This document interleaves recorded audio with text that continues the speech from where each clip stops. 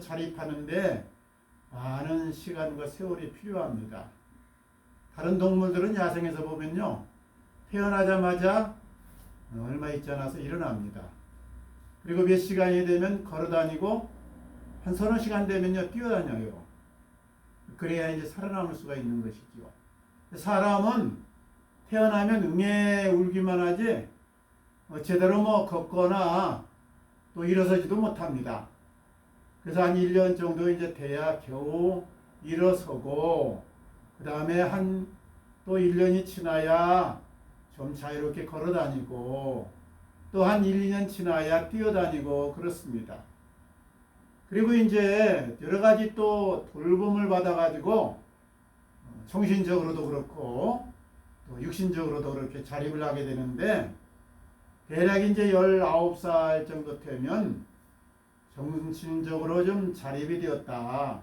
또 육신적으로 좀 온전히 이제 자기를 통제할 수 있다.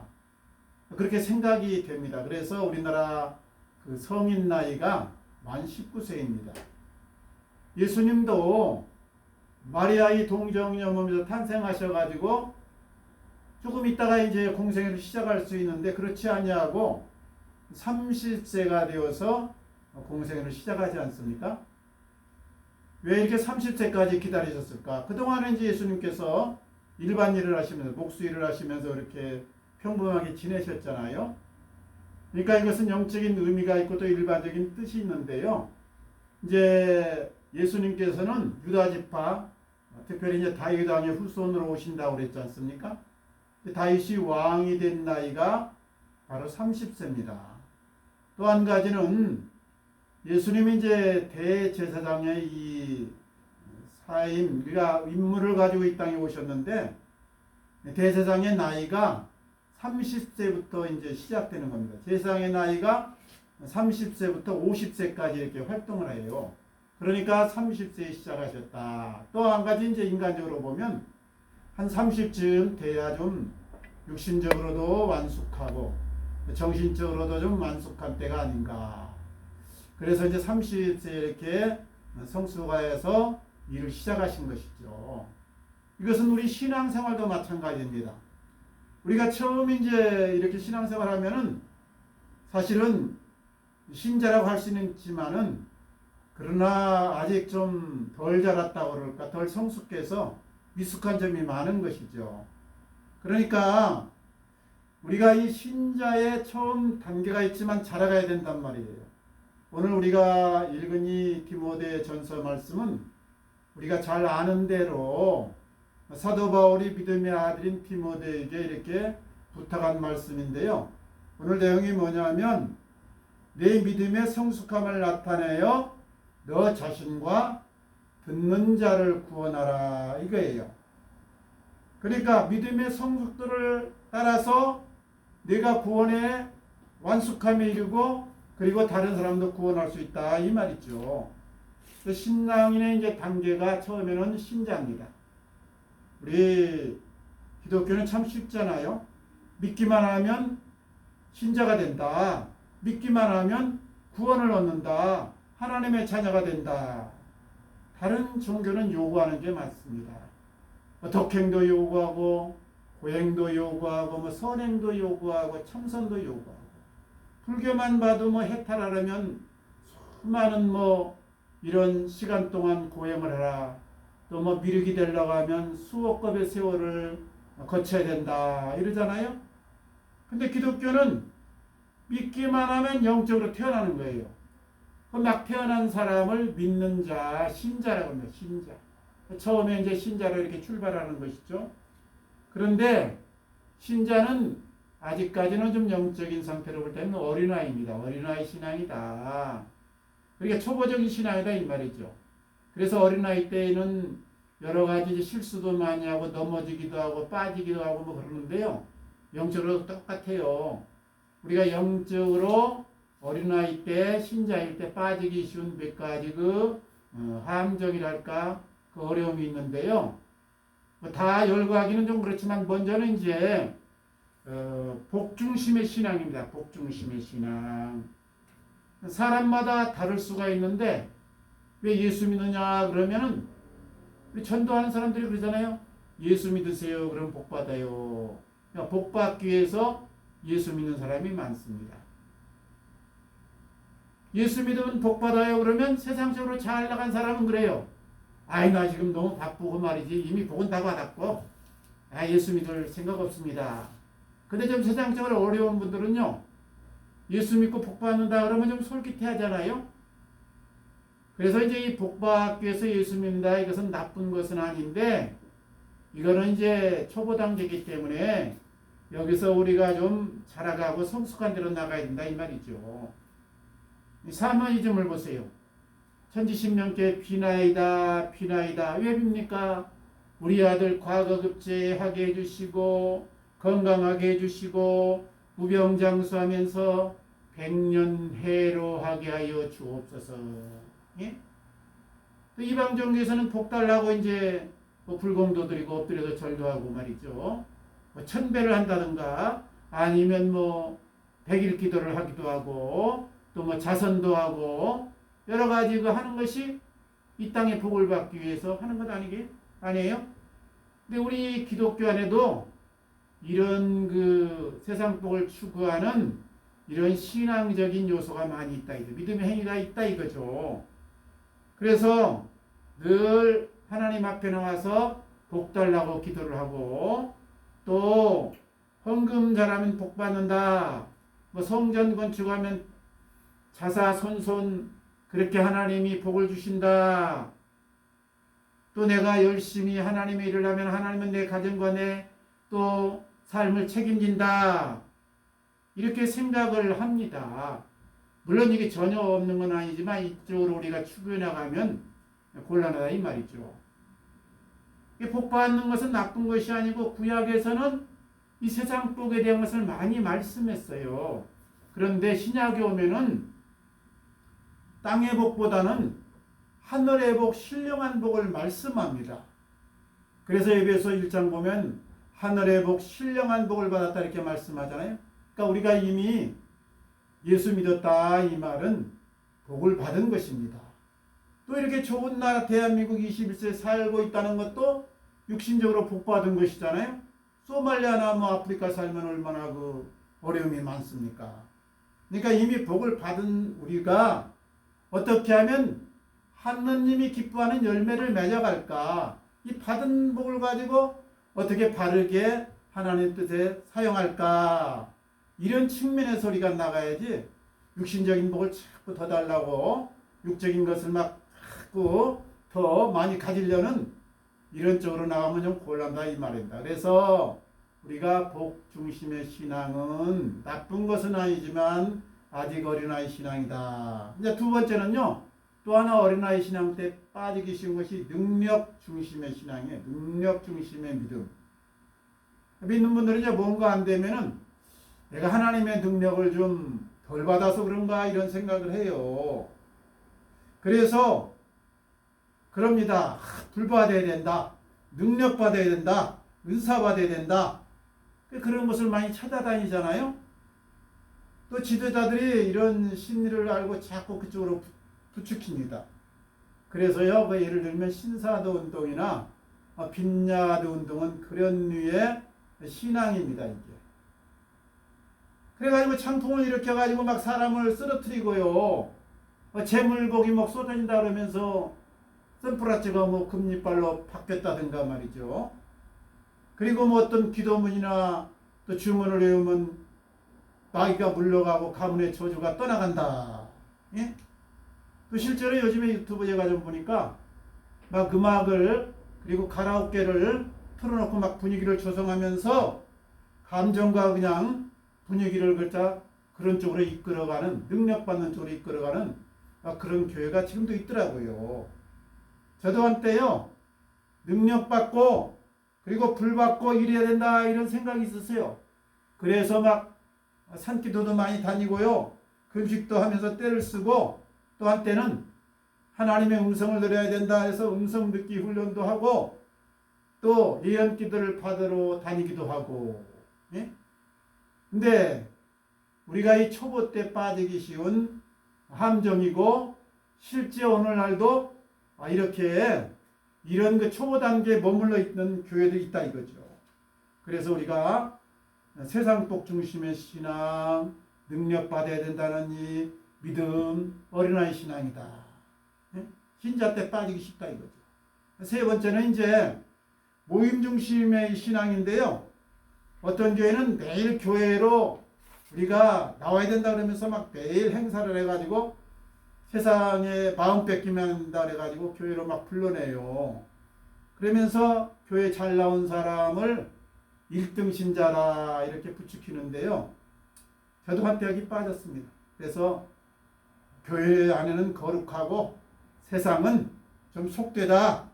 이 원론적인 생각을 가지고 교회 막 열심히 교회에서 살다시피 한 때가 있었어요. 그런데 가만히 보니까 이게 문제가 있는 겁니다. 우리가 이렇게 살다 보면 세상 일이 아무래도 소홀하기 쉽잖아요. 세상에서 사명은 감당하기가 어렵게 돼 있어요. 그러니까 자연히 세상에 뒤처지잖아요. 그러다 보면 또 하나님 벽에 나와서 막 이 문제 해결해 주세요. 재물 주세요. 뭔 문제 놓고 막 때를 쓰면서도 기도하는데 이게 상당히 좀 어려운 문제입니다. 우리가 교회에서 산다고 해서 하나님이 내 세상적인 여러 가지 육신 것을 그냥 책임져 주질 않는 겁니다. 육신적으로 할 일은 내가 하고 세상에서 내가 해야 될 직장이나 가정은 내가 나름대로 돌보면서 책임을 감당해야 되는 것이죠. 그러니까 교회만 너무 자주 나오면 세상 일에 소홀할 수밖에 없고 세상에서 뒤처질 수밖에 없고 빛과 소금으로서 세상의 맛을 낼 수가 없고 능력이 없다 이 말이죠. 그래서 모임에 나와서 우리가 찬양하고 또 하나님의 은혜를 받고 말씀을 들으면서 하나님의 뜻을 아는 것이 필요하지만 그러나 예배론에 너무 매몰되면 안 된다. 빠지면 안 된다. 이제 신자 때 빠지기 쉬운 함정들이 이렇게 있습니다. 그래서 우리 신앙이 자라가야 되는데 어느 쪽으로 자라가야 되느냐. 신자에서 성도로 자라가야 된다. 신자에서 믿는 사람에서 거룩한 신자로 자라가야 된다. 성도란 말은 거룩한 무리, 거룩한 믿는 자 이런 뜻이거든요. 그러니까 요한복음 15장에서 예수님이 제자들에게 고별 설교를 하는데 그 내용이 뭐냐. 너희가 내 안에 거하고 나도 너희 안에 거하면 그러면서 그러잖아요. 나는 참 포도나무요 너희는 가지니 가지가 꺾이우면 가지가 원가지에 붙어 있지 아니하면 아무것도 할 수 없느니라. 열매를 맺을 수 없느니라. 무슨 말입니까? 너와 내가 하나 되어야 된다. 너는 나에게 붙어 있고 나는 너와 함께 할 때 열매를 맺고 그리고 하나님이 영광 받는다. 이 말은 다른 말로 하면은 예수 그리스도와 연합해야 된다는 말이에요. 예수 그리스도와 하나가 되어야 된다는 말이에요. 연합이 뭡니까? 연합이 함께 사는 거예요. 그러니까 내가 예수 그리스도로 사는 것입니다. 예수 그리스도 산다는 말은 예수님의 가치관으로 사는 것을 말하는 것이고 예수님의 마음으로 사는 것이에요. 예수님의 마음으로. 예수님의 가치관은 뭐예요? 땅의 것을 지향하는 것이 아니고 하늘의 것을 바라보면서 하늘 가치관으로 사는 거죠. 예수님께서 천국 비유를 참 많이 말씀하셨는데 그 중에 이제 밭에 감추인 보화의 비유도 있고 또 값진 진주를 발견한 상인의 비유도 있습니다. 이 내용이 뭐냐? 밭에서 금은보화를 발견한 이 농부가 자기 모든 가진 것을 팔아서 그 밭을 샀다. 또 상인의 비유는 뭐예요? 크고 값진 진주를 발견한 이 상인이 자기 모든 것을 팔아서 그 값진 진주를 샀다. 이건 무슨 말이냐? 내가 가진 모든 것은 세상 것입니다. 세상의 육신적인 것, 시간적인 것, 여러 가지 건강, 내가 가진 것들 이것을 다 팔아서 그 값진 부활가 뭐예요? 하늘의 그 부활을 말합니다. 하늘의 영생을 말합니다. 하늘의 상급을 말합니다. 땅의 모든 것을 투자해서 하늘 것을 추구하는 삶으로 바뀌었다. 이걸 말하는 거예요. 그러니까 농부가 자기 재산을 다 팔아서 그 값진 밭을 사고 부화가 묻힌 밭을 사고 그리고 상인이 자기 모든 것을 팔아서 크고 값진 진주를 샀다. 우리 땅의 것은 일시적인 것이고 지나가는 것인데 영원한 하늘의 것으로 우리가 바꿀 때 진정한 내 것이 된다. 내 인생이 가치 있고 하나님에서 빛나는 인생이 된다는 것을 말씀하는 겁니다. 그리고 예수님의 마음으로 사는 것은 뭐예요? 예수님의 마음으로. 예수님의 가치관과 예수님의 마음으로 사는 것이 바로 우리 성도가 지향해야 될 문제인데 예수님의 마음은 사랑입니다. 사랑. 그러니까 위로는 하나님을 사랑하고 옆으로는 사람을 사랑하는 것. 하나님 사랑이 무엇입니까? 하나님이 보이지 않죠. 포옹할 수 있거나 악수할 수 없죠. 하나님과 늘 소통하면서 하나님의 뜻을 물으면서 하나님의 뜻을 행하면서 사는 것이 바로 하나님과 동행하는 것이고 때때로 하나님께 예배하고 영광을 돌리는 것입니다. 그리고 또 하나 사람 사랑은 사람을 품어주고 살려주고 살맛을 나게 하는 것을 말해요. 그래서 예수님께서요 주님 앞에 나오는 그 모든 사람들을 거절치 않고 피곤할 때도 또 어려울 때도 사랑으로 감싸주고 죄인이나 창기나 여러 세리 같은 따돌림 당한 사람들을 안아주지 않습니까? 그러니까 주님의 마음으로 살라. 주님의 마음이 뭐예요? 나는 마음이 온유하고 겸손하니. 주님은 또 공의롭게 행하시고 바르게 사셨잖아요. 그리고 거룩하잖아요. 깨끗하게 살았다 이 말이죠. 그리고 늘 섬김으로 살고 본을 보이며 살았다. 우리가 이렇게 살 때에 하늘의 가치관과 주님의 마음으로 살 때 성도로 인정받는 것입니다. 그리고 우리 신앙이 바로 이런 쪽으로 지향해 나가야 된다 이 말이에요. 그래서 첫째는요. 믿는 자의 반열에 우리가 들은 이 신자가 있고 하나님 자녀가 되는 탄생의 신자가 있고 그 다음에는 예수님으로 살아가는 성도의 단계가 있고 그 다음에 우리가 나가야 될 것은 제자입니다. 제자의 길. 예수님이 많은 사람에게 복음을 전도하고 또 오병이어도 행하시고 또 여러 가지 기적도 행하시고 병자도 치료해 줬는데 결국 주님이 남기신 것은 제자를 남기셨어요. 제자, 12제자. 그래서 12제자를 통해서 복음이 세계 만방에 전해졌고 예수 그리스도께서 이루신 이 구원 사역이 오늘 우리에게까지 적용될 수 있는 이 길을 열었던 것입니다. 그러니까 예수님의 제자 양육, 특별히 12제자 양육은 아주 귀한 사역이죠. 근데 예수님께서 제자들을 부를 때 처음에 뭐라고 부릅니까? 베드로, 안드레를 부를 때요. 다른 말씀 안 하시고 이럽니다. 나를 따르라. 내가 너희로 사람을 낚는 어부가 되게 하리라. 예? 내가 너희로 사람을 낚는 어부가 되게 하리라. 제가 가만히 베드로 입장에서 그걸 한번 음미했더니 베드로가 모든 것을 버려두고 따라 나섰잖아요. 왜 따라 나섰을까? 지금 베드로가 갈릴리 호수에서요. 고기만 잡아도 살만하고 그럭저럭 괜찮은데 사람을 낚아서 잡는다. 고기보다 훨씬 귀하고 수준 있는 사람을 잡아 낚는다. 그러면은 어떻게 수지 맞는 것 같단 말이죠. 야, 내가 예수님 만나서 아주 복이 터졌구나 이렇게 생각이 됐을 거예요. 그래서 배와 모든 것을 버려두고 선뜻 주님을 따라 나선 겁니다. 그래서 주님과 같이 동거동락하면서 주님의 말씀에서 은혜도 받고 주님께서 풍랑도 잠재우고 여러 가지 질병 환자들도 치료해주고 심지어 죽은 자도 살려내시고 아주 여러 가지 이적을 행합니다. 그리고 오병이어 이적까지 목도합니다. 보리떡 몇 개 가지고 생선 2마리 가지고 5천여 명을 먹이고 또 뭐 7천 명 먹이면서 막 기적을 나타내잖아요. 그럴 때 베드로가 고백합니다. 주는 그리스도시요 살아계신 하나님의 아들입니다. 그런데 조금 있다가 주님께서 말씀합니다. 너희가 나를 따라오려거든 자기를 부인하고 자기 십자가를 지고 나를 쫓을 것이니라. 예? 지금 예수님을 통해서 기적도 체험하고 오병이어도 체험하고 좀 대박난 줄 알았는데 자기를 부인하고 자기 십자가를 지고 나를 쫓을 것이니라. 한마디로 내 야욕 버려라. 내 욕심 다 내려놓아라.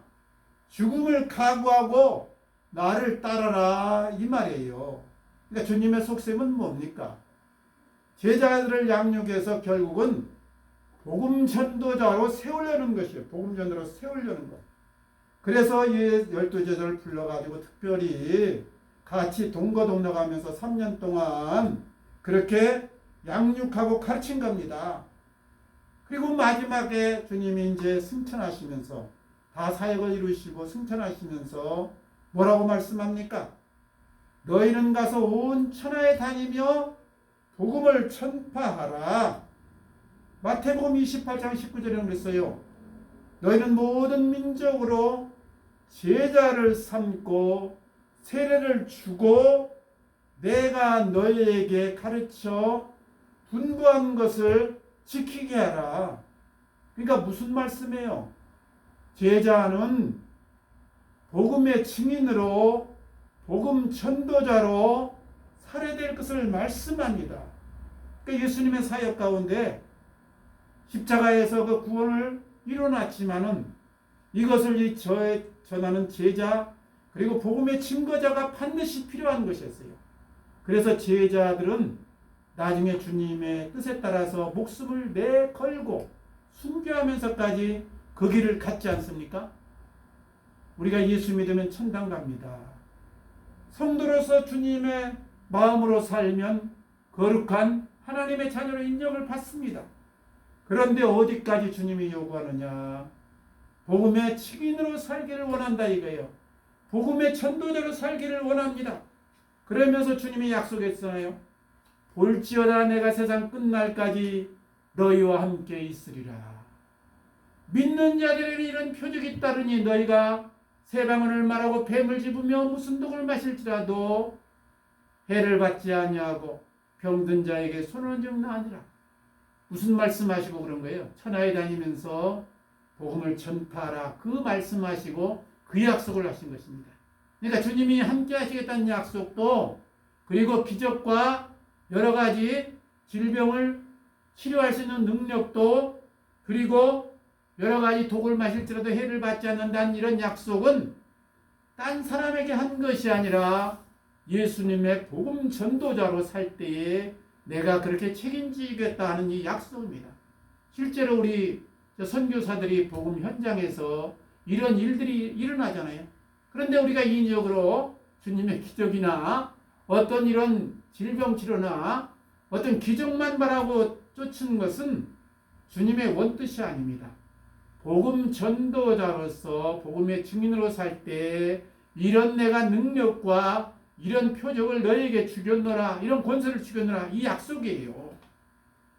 우리 신앙생활을 할 때 우리가 이렇게 성장해 가야 되는데 그러려고 하면요, 예배에 충실하는 것이 필요하죠. 기도 많이 했다, 또 성경 많이 봤다, 헌금 잘한다, 봉사 헌신한다. 그러나 여기에 머물러 있으면 안 됩니다. 여기에 머물러 있으면은 곤란한 것이죠. 신자는 되고 성도는 될지 몰라도 예수의 제자의 반열에 들 수는 없는 것이에요. 이거 잘했다고 해서 예수님이 너희는 내 제자다 이렇게 말씀하지 않았잖아요. 제자들에게 요구한 것은 무엇이냐? 복음의 증인으로 살라, 복음 전도를 하라 이거예요. 사실 뭐 헌금 잘하라, 예배에 충실해라, 봉사헌신해라, 이것은 목사님들이 교회의 부흥이나 운영상 필요하니까 좀 강조한 분이 많습니다. 그런데 이 복음의 증인되라는 것은 제자들을 향한 주님의 지상명령이에요. 마지막 주님께서 다른 말씀하지 아니하고, 사람도 유언이 가장 중요한데요, 떠나시면서 마지막 하신 말씀이 복음의 증인으로 살라, 복음을 전하라 이거예요. 그래서 이 판결에 들어야 제자가 되는 것이고, 이 제자가 될 때에 하늘의 상급이 쌓이는 겁니다. 만약 전도를 안 하면요, 복음의 증인으로 살지 않으면 상급이 있을지 몰라도 아마 미비할 것이다. 저는 이런 생각을 합니다. 근데 전도 그러면 보통 전도하는 분들이 그래요. 우리 교회에 나와보세요. 목사님 참 설교 잘합니다. 은혜로운 교회입니다. 분위기 좋습니다. 이걸 전도로 착각하는데요, 이거는 일종의 교회 홍보죠. 이건 전도가 아닙니다. 전도는 복음의 증인으로 예수 믿게 만들고 주님의 제자를 양육해내는 것이에요. 주님께서 제자들을 복음 전자들로 파송하시면서 뭐라고 말씀해요? 너희는 비둘기처럼 순결하고 뱀처럼 지혜로워라. 그러니까 깨끗하면서 한편으로 지혜롭게 행해야 된다. 요즘은요, 예수 천당 불신지옥 그러면 공약을 해서 사람들이 오히려 외면하고 곤란한 시대가 되었습니다. 그러니까 먼저 내가 나의 삶의 현장에서 빛과 소금으로 살면서 맛을 내야 되는 거예요. 그래서 예수의 향기를 나타내고, 그리고 사람들을 그리스도의 사랑으로 품으면서 그들을 도와주면서 감동과 말을 먼저 주어야 되는 것이에요.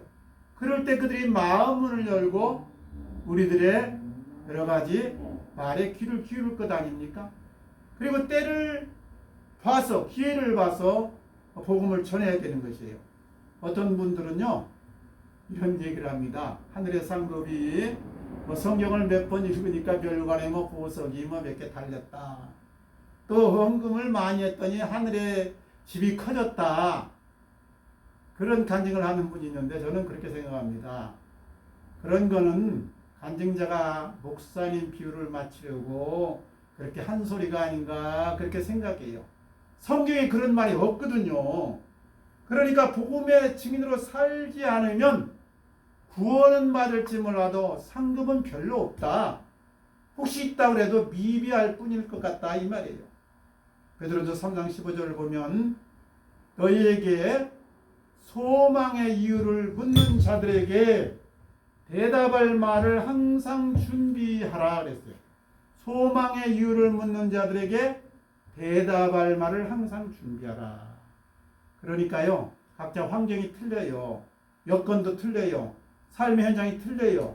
그러니까 마음에는 내가 신자이다.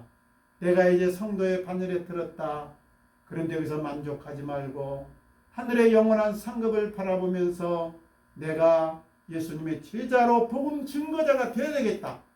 그래서요, 많은 사람들에게 사랑을 베풀고 그들의 마음을 열고, 그리고 나를 통해서 하나님 나라를 발견하고 예수 믿는 사람이 많아지게 선한 영향력을 내가 끼쳐야 됩니다. 그리고 때를 봐서 하나님의 때가 되었다 그러면 내가 직접 복음을 전해야 됩니다. 복음 전도자가 아니면 신자와 성도의 단계에 머물러 있고 상급은 없고 제자의 판열에 들지 못합니다. 제자의 판열에 들어야 하늘의 영원한 상급이 빛나는 것이죠. 그래서 사도 바울이 그렇게 세상의 편리함이나 한 곳에 머물러서 어떤 설교나 기도만 하는 것이 아니고 복음 전달하러 이렇게 나섰던 것입니다. 왜냐? 영적인 꿈이 컸기 때문에, 주님의 칭찬을 받고 싶기 때문에, 제자로서 인정받고 싶어가지고 하늘의 상급을 바라보고, 우리도 이런 분량까지 나가야 주님이 정말 기뻐하는 신앙의 성숙한 이런 모습을 가질 수가 있는 것입니다. 믿으시기 바랍니다. 이야기 하나만 마치겠습니다. 신영균이라고 있습니다. 1928년 황해도 평산에서 태어났는데요. 아버지가 일찍 돌아갔어요. 그래서 홀로 어머니하고 살다가 이제 6.25 때가 돼서 어떻게 되겠어 월남을 했습니다. 그래가지고 이제 서울서 사는데 고등학교 때는 YMCA 다니면서 몸을 좀 길러보자 레슬링 선수로서 또 활동했어요. 근데 항상 이제 교회를 다니면서 연극을 보면서 내가 연극 배우가 주인공이 좀 됐으면 좋겠다. 그래서 이제 청춘극단에 들어가가지고요 한 2년 동안 옛날엔 떠돌이 그 청춘극단 연극을 했잖아요. 한 곳에 머물러 있지 않고 다니면서 살다 보니까 재미있는데 이게 앞날에 그 소망이 별로 없는 것 같아. 결혼하면 먹여 살 일이 이렇게 좀 힘든 것 같아. 한 곳에 있는 것도 아니고 뭐 수입이 지금처럼 많은 것도 아니고 그래서 마음을 돌려가지고 1년 동안 열심히 막 공부해가지고요 성적이 잘 나와가지고 서울대학교 치대에 들어갔습니다. 그래서 이제 의사가 돼가지고 종로에다가 이제 치과 그렇게 병원을 개업하고 나름대로 돈도 잘 벌었어요. 근데 연극에 대한 꿈이 늘 있는 거예요. 한 번은 이제 손님이 와가지고 이빨을 치료하는데 가만히 이야기를 듣다 보니까 영화 감독이라 그래가지고 이제 이야기를 하면서 내 꿈이 원래는 배우인데 말이지 미래에서 이제 치과 의사가 되긴 했지만 아직도 꿈이 있습니다. 그랬더니 신영균이가 생긴 것도 괜찮고 말하는 것도 뭐 괜찮고 그러니까 그럼 한번 영화에 출연해 보세요. 그래가지고 이제 영화에 이제 출연하게 됐어요. 32살 나이 2살 먼저 늙은 나이 약간 좀 뭐 아직 늙진 않았지만 그 늦은 나이에 이제 영화 배우가 돼가지고 영화를 찍는데요. 뭐 오인의 해병이다, 미워도 다시 한 번이다, 3일천하다, 빨간 마우라다. 수많은 영화를 찍으면서 찍을 때마다 대박이 났습니다. 대박. 그러니까 완전히 그냥 그 당시에 신성이라고 신영빈하고 떴지 않습니까 옛날에. 그리고 또 머리가 좋아서 명보국장도 인수해가지고요 돈도 많이 벌고 또 한국 맥도날드라는 신맥이라는 또 회사를 차려가지고요 식품업을 하면서 또 돈도 많이 벌고 당시 현금을 500억이나 모았어요. 500. 지금부터 뭐 한 4, 50년 전 얘기니까 한 60년까지는 않지만 4, 50년 전 얘기니까 그때 500억이면 한 10배는 될 거예요. 한 5천억은 될 거예요. 어마어마한 부자가 됐습니다. 그래가지고 막 빌딩도 사고 또 국회 정치에도 나가가지고 국회의원도 2번이나 하고 나름대로 열심히 자기 관리를 하면서 왕성한 활동을 했어요. 그래가지고 대중문화상을 비롯해가지고 수많은 상도 받았고 또 사람들에게 사랑도 받고 존경도 받았습니다. 무엇보다도 선한 일을 많이 했어요. 우리 예술계에 특별한 이 건물이 없다는 것을 알고요. 명보국장과 신영박물관 등 당시에 500억 상당의 그런 건물과 땅을요 전부 다 기부를 했습니다. 그래서 예술인들의 모임을 이렇게 주선하고 그들의 편리를 도모했어요. 또 서울대를 짓는다는 말을 듣고 100억을 또 기부했습니다. 또 보훈처가 이게 건물이 시원찮다고 그래가지고 그것도 토지 지금 저쪽에 명일동 그쪽 있잖아요. 그쪽에 400평 또 땅도 기증했어요. 좋은 일을 많이 했습니다. 그리고 무엇보다도 어릴 때부터 교회를 다니면서 예수를 믿어가지고요. 하나님과 늘 동행했어요. 그래가지고 1976년에는요. 구봉서 씨, 곽기석 씨, 고은하 씨 등과 함께 저 종로에다가 평창동에다가 예능교회를 만들었어요. 예능교회. 그래가지고 이제 하영조 그 당시 전도사님을 초청해가지고 같이 예배드리면서 그렇게 부흥을 위해서 했었어요. 그래서 지금 연예인들 중에 예수 믿는 사람이 참 많은데요. 이게 전부 신영진 씨 덕분하고 그 다음에 하영조 목사님이 그때 수고해가지고 이렇게 씨를 뿌려놓은 덕분입니다. 이게 2019년에 유언을 했는데 이분은요 그동안에 술, 담배 일절 안 해요. 술 모임 있다 그러면 일찌감치 가까운 사람한테 나 일 생겼어 집에 가. 그래서 살짝 빠져나가 버린 거예요. 또 담배 일절 안 씁니다. 연예인들 그 당시에는 스캔들 많았죠. 바람피고 그랬죠. 한 번도 그런 일이 없었어요. 왜냐? 나는 예수 믿는 사람이다. 거룩한 성도다. 이 정신을 가지고 살았기 때문에 그런 거예요. 그리고 별명이 말이죠. 그러다 보니까 바른 생활 사나이. 바른 생활 사나이. 바른 생활. 아니 똑바른 생활만 한다 이거죠. 응? 엉뚱한 짓 안 한다 이거죠. 그래서 2019년에 유언했어요. 내가 죽은 후에는 내 모든 재산을 자손이나 어디다 쓰는 것이 아니고 사회에 다시 헌원하겠습니다. 그리고 저는 딱 한 가지 소원이 있습니다. 제 관 속에는 오직 제가 지금 지니고 다니면서 읽고 늘 보는 이 성경책 하나만 같이 좀 묻어주십시오. 얼마나 많은 선한 영향을 끼쳤는지 모릅니다. 사람들이 그를 통해서 그리스도의 사랑을 발견했고 예수 믿는 사람이 많이 생겨났고 하나님 나라가 확장되었어요. 지난 29일 우리 원로배우 이순재 선생님이 돌아가시고 또 지난 10일에는 김지미 또 선생님도 돌아가셨는데 지금 97세인데요. 이분은 아직도 건강합니다. 추측건데 잘하면 김영석 교수님 이상 장수하지 않을까 그런 생각을 합니다. 사랑하는 우리 성도님들, 우리가 이 좋은 대한민국에 21세기에 살고 있다는 것이 얼마나 감사합니까? 무엇보다도 감사한 것은 우리가 예수 믿고 하나님의 자녀가 되었다는 것입니다. 그러므로 우리가 예수 믿어서 하나님의 자녀 신자가 되었는데 여기 머물지 말고 한 단계 올라서서 성도의 판결에 들어서 예수의 마음, 예수의 성품으로 살아가시기 바랍니다. 그리고 성도에서 자라서 예수의 제자로서 복음의 증인으로서 우리 삶의 현장에서 하나님의 나라를 확장해 나가시기를 바랍니다. 이 믿음이 축복이 우리 모두의 것이 되시기를 주님 이름으로 축원합니다. 아멘.